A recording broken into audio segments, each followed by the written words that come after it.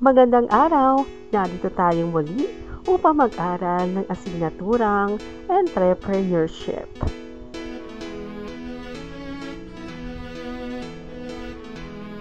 Sa araling ito, ating pag-aaralan ang kahulugan at kahalagahan ng entrepreneurship bilang isang kasanayan na dapat malinang ng bawat isa.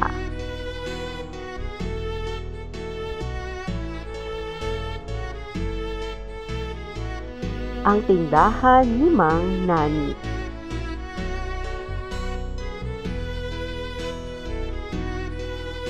Dito sa aming nayon sa Barangay Concepcion, ang malimit na kinabubuhay ng mga taga rito ay ang pagtatanim ng mga halamang gulay tulad ng talong, sitaw, okra at kalabasa, at pag-aalaga ng mga hayop tulad ng baka, baboy, at ang pang-aalaga ng tilapia.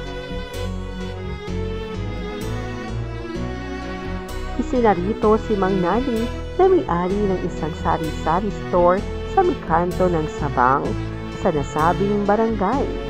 Isa sa mas pinagtutuunan niya ng pansin sa kanyang mga hanap buhay ay ang pag-aalaga ng baboy.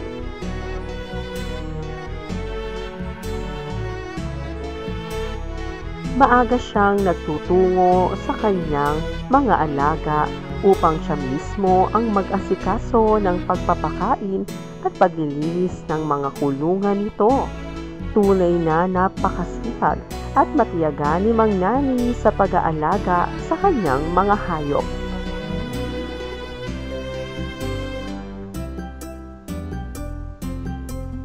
Dahil sa unti-unti nang lumalago ang kanyang babuyan, kinakailangan niyang kumuha ng mga tauhan upang maging katuwang niya sa pagpapalago ng kanyang negosyo. Sa ganitong paraan ay nakatutulong siya sa mga tao na magkaroon din ng hanap buhay.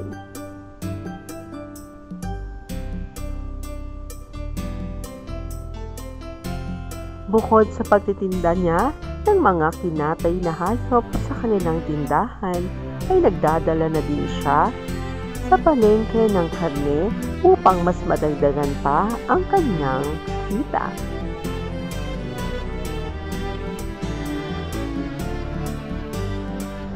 Sa ganitong paraan din ay nakikilala ang lugar ng Concepcion sa isa sa mga maaaring mapagkunan ng karne ng baboy.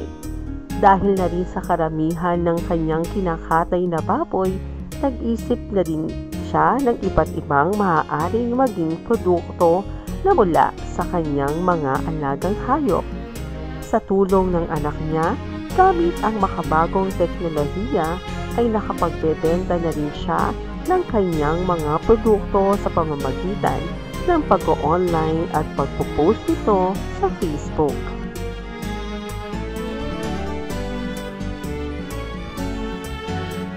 Tunay na kung magiging masipag at matiyaga lamang ang isang tao, ay matutupad niya ang kanyang mga pangarap sa buhay at maaari pa siyang makatulong sa kanyang kapwa sa pagbibigay dito ng hanap buhay.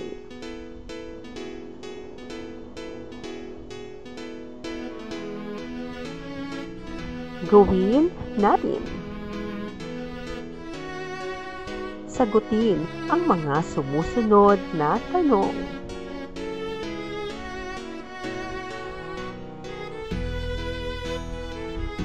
Sino ang may-ari ng tindahan? Si Mang Nani ang may-ari ng tindahan.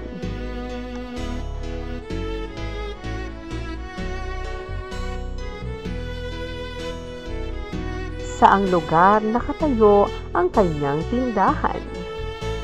Sa kanto ng Sabang sa Barangay Concepcion nakatayo ang kanyang tindahan.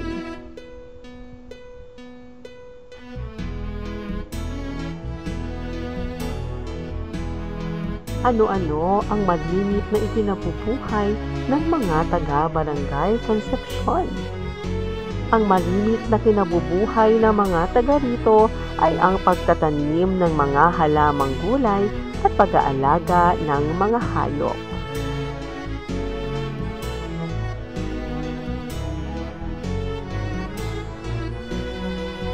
Ano-anong mga produkto ang nabanggit sa kwento? Mga produktong gulay tulad ng talong, sitaw, okra at kalabasa. Mga karne ng mga hayop katulad ng baka, baboy at tilapia.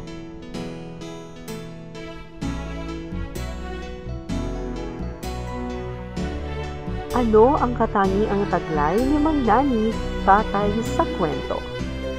Si Mang Nani ay masipag at matyaga.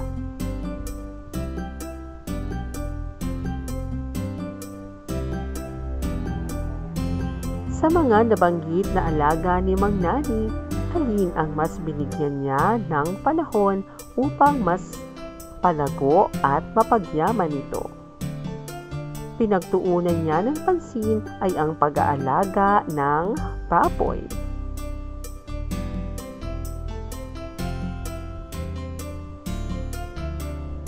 Paano nakatulong ang makabagong teknolohiya sa hanapbuhay ni Mang Nani? Nagbebenta siya ng kanyang produkto sa pamamagitan ng pag-online at pagpo-post sa Facebook.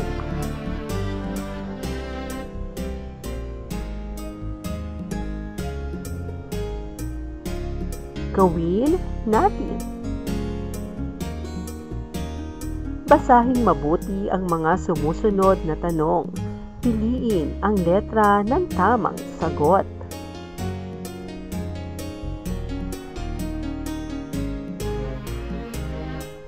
Ang patlang ay siyensya at arte ng pangangalakal ng mga bagay-bagay at paglilingkod na maaaring makapagpaunlad sa kabuhayan ng isang tao. A. Entrepreneur. B. Entrepreneurship. C. Businessman. O D. Negosyante. Ang tamang sagot ay B. Ang mga negosyante ay tinatawag din nating patlang. A. Entrepreneur. B. Entrepreneurship. C. Supervisor. O D. Employer. Ang tamang sagot ay A. Ito ay tumutukoy sa pagtupad ng ating gustong marating sa buhay. A. Vision.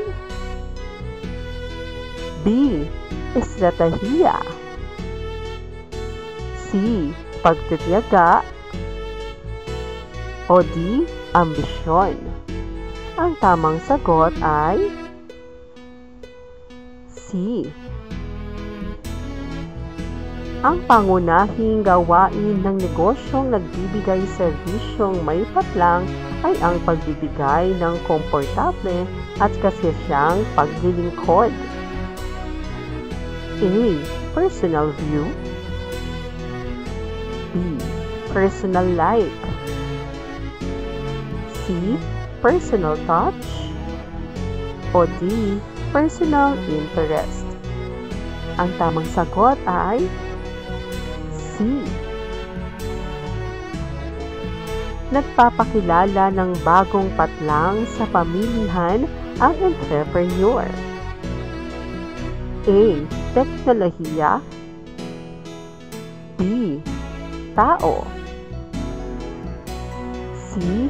Negosyo. Or D. Kaalaman. Ang tamang sagot ay C. Ang mga sumusunod ay mga salitang may personal touch na dapat taglayin ng isang nagpapahalaga sa negosyo maliban sa isa. A. Ma'am, naiwan po ninyo ang inyong pitaka. B. Kamusta? Magandang umaga po. C. Magantay ka dyan. O D. Pili po kayo, ano po ang hanap nila? Ang tamang sagot ay C. Ito ay wastong pangangasiwa ng tindahan maliban sa isa. A. Tiyaking malinaw ang pagkakasulat ng presyo ng paninda. B. Maging matapat sa pakikipag-usap sa mamimili. O C. Ayusin ang paninda ayon sa presyo. O D. Pagtangging magpautang sa mga mamimili. Ang sagot ay D. Ang isang patlang ay isang individual na nagsasaayos, nangangasiwa at nakikipagsapalaran sa isang negosyo. A. Negosyante. B. Entrepreneur. C. Namumuhunan. O D. Tindero. Ang tamang sagot ay B. Ang mga patlang ay nakapaghahatid ng mga makabagong paraan na mapahusay ang mga kasanayan. A. Entrepreneur. B. Vendor. C. Businessman. Or D. Kapitalista. Ang tamang sagot ay A. Ang salitang entrepreneur ay hango sa salitang French na entreprendre na nangangahulugang patlang. A. Isakatuparan. B. Isagawa. C. Isabuhay. O D. Ipamalas. Ang tamang sagot ay B. Gawin natin. Isulat ang T kung tama at M kung mali ang mga sumusunod na pangungusap.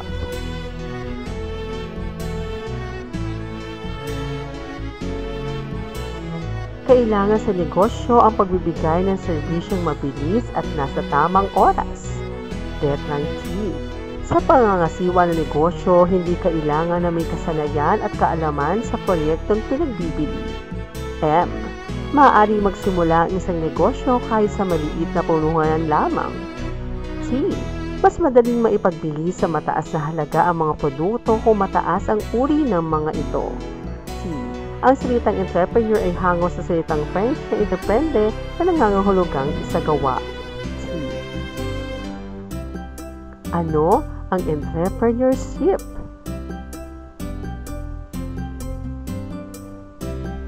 Ang entrepreneurship ay tumutukoy sa paggawa at pagpapalago ng negosyo o ng mga negosyo upang kumita rito. Sa modernong panahon, ang entrepreneurship ay tinutukoy rin bilang isang hakbang upang mas mapaunlad ang mundo sa pamamagitan ng paglutas ng malalaking suliraning hinaharap nito.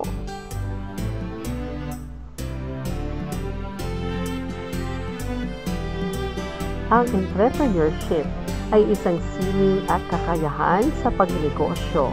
Ang pagnegosyo ay hindi madaling gawain, subalit makakatulong ang kaalaman sa iba't ibang salik na dapat isaalang-alang sa pagnenegosyo.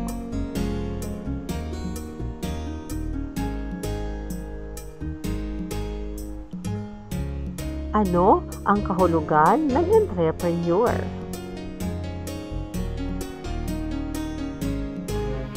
Ang salitang entrepreneur ay hango sa salitang French na entreprendre na nangangahulugang isagawa.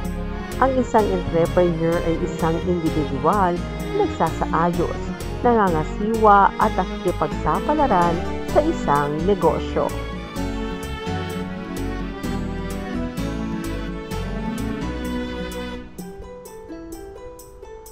Katangian ng isang entrepreneur.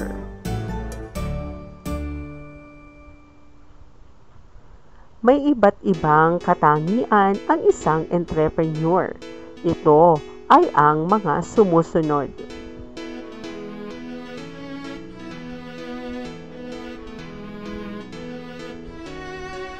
Mayroong determinasyon. Ang pagiging determinado ng isang entrepreneur ay mahalagang katangian upang maging matagumpay ang kanyang negosyo.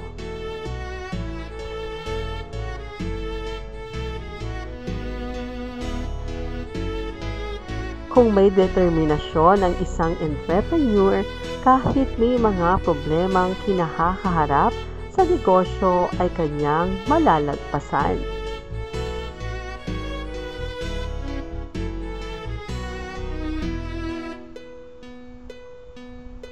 May kaalaman sa negosyo. Mahalaga na mayroong sapat na kaalaman ang isang entrepreneur sa kanyang negosyong itatayo upang maibigay niya ang nararapat na serbisyo sa kanyang mga mamimili.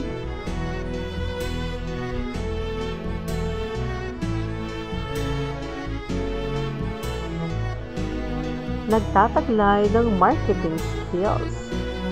Ang mahusay na marketing skills ay makatutulong sa pagtatagumpay ng isang negosyo.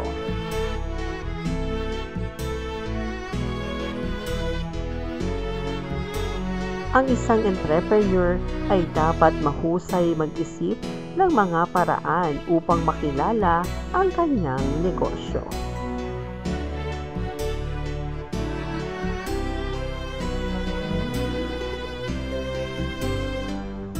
Nangangasiwa ng maayos sa negosyo. Mahalagang mapangasiwaan ng maayos ang negosyo upang ito ay hindi malugi at magsara.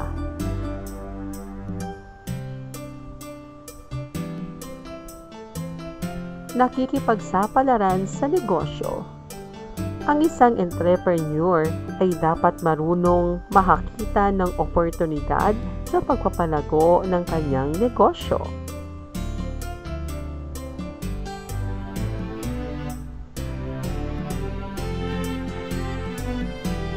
May malasakit sa negosyo. Upang umunlad ang isang negosyo, kailangang mayroong pagpapahalaga at bigyan ng sapat na oras ang kanyang itinayong negosyo.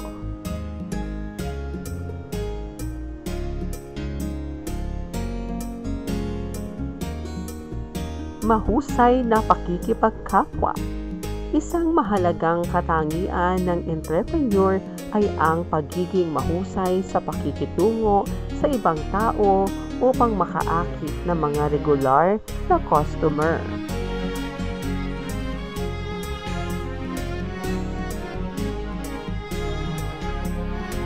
May tiwala sa sarili. Bago magsimula ng isang negosyo, nararapat lamang na magtaglay ka ng tiwala sa iyong sariling kakayahan at talento.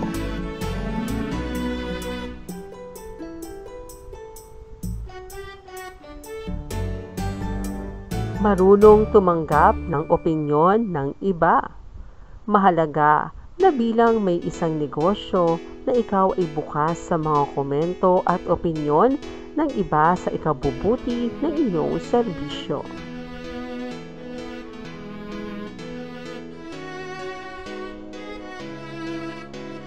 Matyaga. May kasabihan tayo na pag may tiyaga, may nilaga. Ibig sabihin, kailangan sa isang entrepreneur ay matyaga hanggang sa makamit ang tagumpay.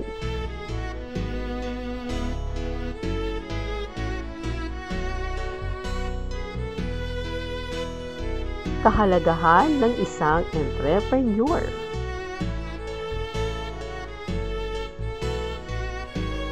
Ang isang entrepreneur ay may mahalagang tungkuling ginagampanan.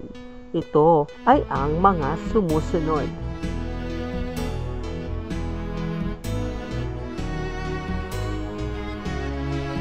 Ang mga entrepreneur ay nakapagbibigay ng mga bagong hanap buhay.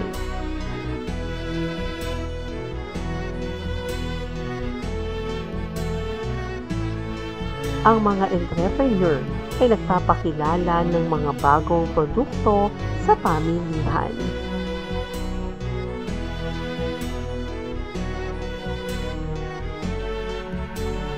Ang mga entrepreneurship ay nakapaghahatid ng bagong teknolohiya, industriya at produkto sa pamilihan.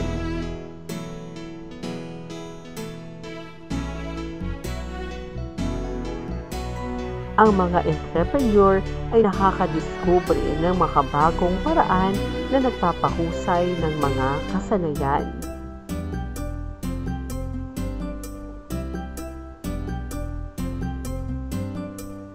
Ang entrepreneur ay nangungunang pagsamahin ang mga salik ng produksyon tulad ng lupa, paggawa at puhunan upang makalikha ng produkto at serbisyo na kailangan sa ekonomiya ng bansa.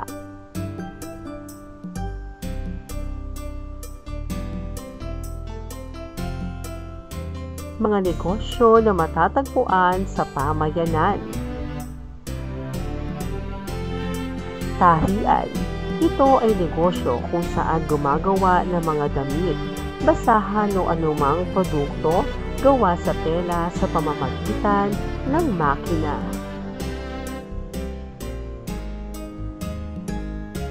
Sari-sari store. Ito ay bilihan ng mga tao ng anumang uri ng produkto sa isang barangay.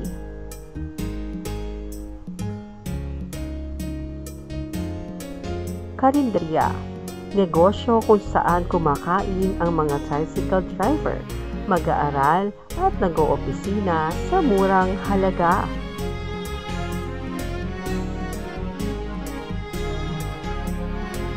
Barbershop. Negosyo na nag-aalok ng gupit sa buhok ng lalaki.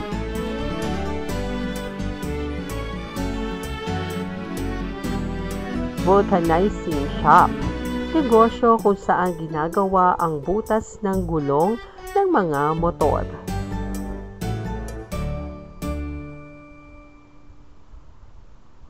Gawin natin. Gumawa ng talaan ng mga negosyong makikita sa iyong barangay. Isulat ang mga serbisyong iniaalok nito.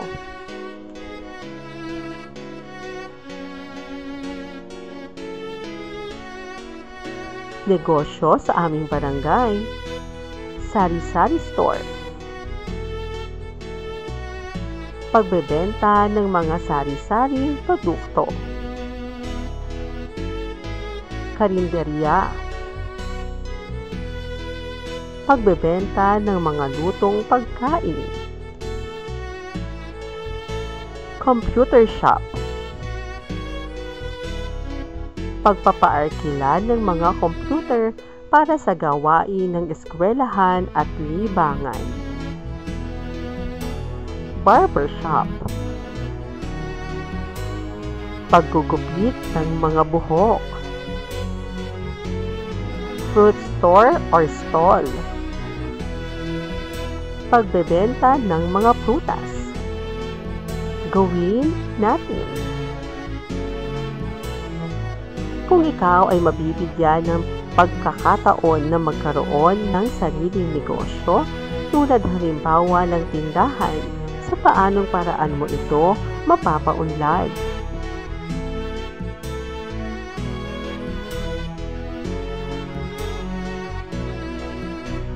Kung ako po ay mabibigyan ng pagkakataon na magkaroon ng sariling negosyo, akin po itong papaunlarin sa pamamagitan ng pagbibigay ng mga serbisyong higit na kailangan ng mga tao. Aalamin ko po kung anong mga bagay ang kanilang hinahanap at madaling ibenta. Magiging maganang po lagi ang aking pakikitungo sa mga tatangkilik ng aking mga produkto.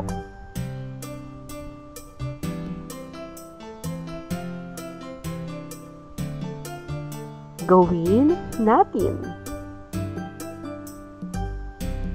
Isulat ang T kung tama at M kung mali ang mga sumusunod na pangungusap.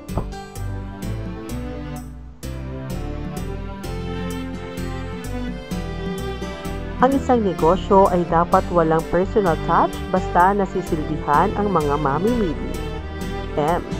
Lahat ng mamimili ay dapat komportable at nasisiyahan sa serbisyo. C. Kailangan sa negosyo ang pagbibigay ng serbisyong mabilis at nasa tamang oras. D. Matulungin, nagsasabing ng totoo, matapagkakatiwalaan at mabilis na serbisyo ang inaasahan sa mga empleyadong nasa negosyong panserbisyo. T. At number 5 ay T. Gawin natin. Basahin ang sitwasyon at sagutin ang mga tanong. Ipagpalagay natin na may malapit na negosyo sa inyong tahanan. Nakikita mo na maraming bumibili sa kanila. Ngunit paglipas ng isang linggo, tumaas ang bilihin dito.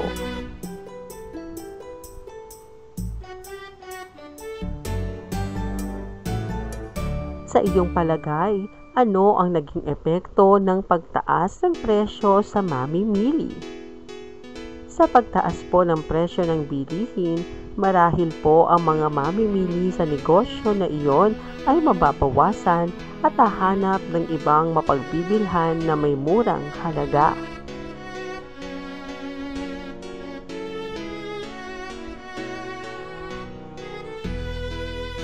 Ano-ano ang mga katangian ng may-ari ng tindahan? Masasabi po natin na ang katangian ng may-ari ng tindahan ay mapagsamantala dahil sa alam nilang madaming nabili sa kanila kaya biglang tumaas ang mga presyo ng bilihin dito.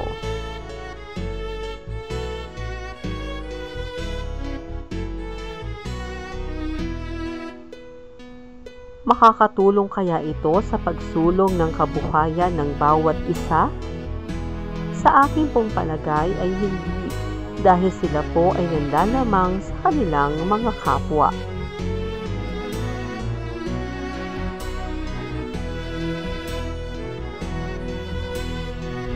Ano ang pansarili mong kuro-kuro ukol dito?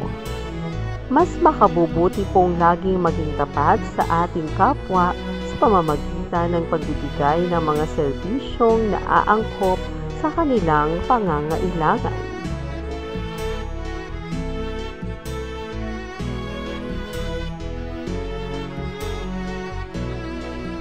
Kailangan ba nakausapin ang may-ari ng tindahan? Ano ang sasabihin mo? Makabubuti po siguro kung kakausapin ang may-ari ng tindahan upang kanilang malaman ang hinaing ng bawat isa. Ang sasabihin ko po sa kanila ay maging tapat at iayon ang mga presyo ng mga tinda sa tapat na paraan upang hindi mabawasan ang kanilang mga mamimili.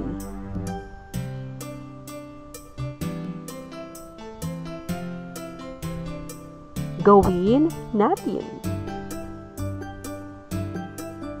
Ilarawan mo ang iyong sarili bilang isang taong may kasanayan sa pamamahala. Gumawa ng collage gamit ang mga larawan ng iba't ibang entrepreneur.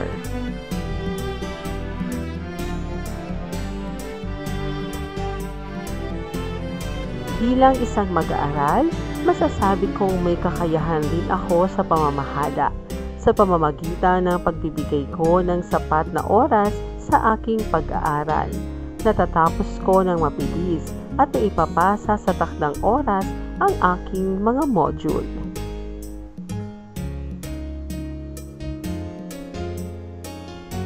Katulad ng mga Pinoy entrepreneur na nasa larawan, sila ay mayroong pagpapahalaga sa bawat oras at hinuhubog ang kanilang talento upang maging matagumpay.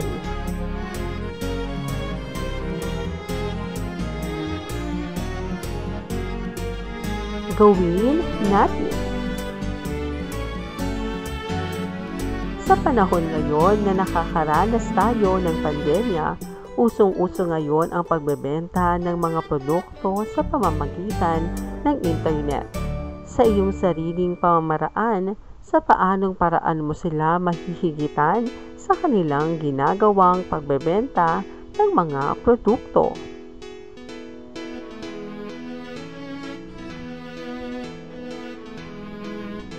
Upang mas tangkilikin po ang aking mga produkto, palagi po dapat na magkaroon ng mahabang pasensya sa mga gustong bumili ng aking produkto. Bibigyan ko po sila ng mga freebies para sa mga bibili ng maramihan. Magkakaroon din po ako ng mga promo para mas hikayatin sila na sa akin po bumili.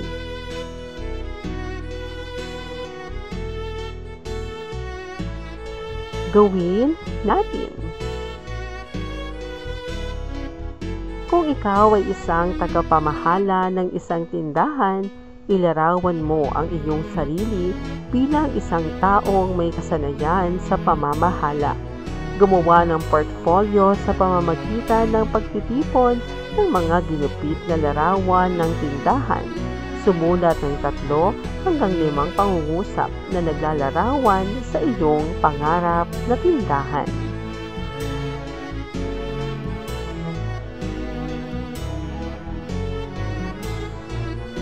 Bilang isang tagapamahala ng tindahan, ako po ay magiging magalang at maunawain sa aking mga mamimili.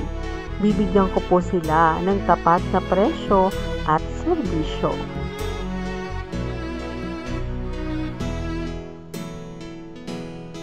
Pangarap ko po na magkaroon ng isang tindahan na magbibigay ng halos lahat ng pangangailangang material ng mga mamimili.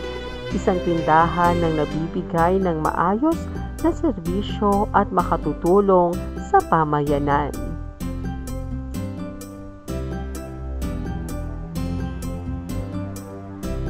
Maraming salamat po sa inyong panonood at pakikinig. Hanggang sa muling pag-aaral ng asignaturang Entrepreneurship. Paalam!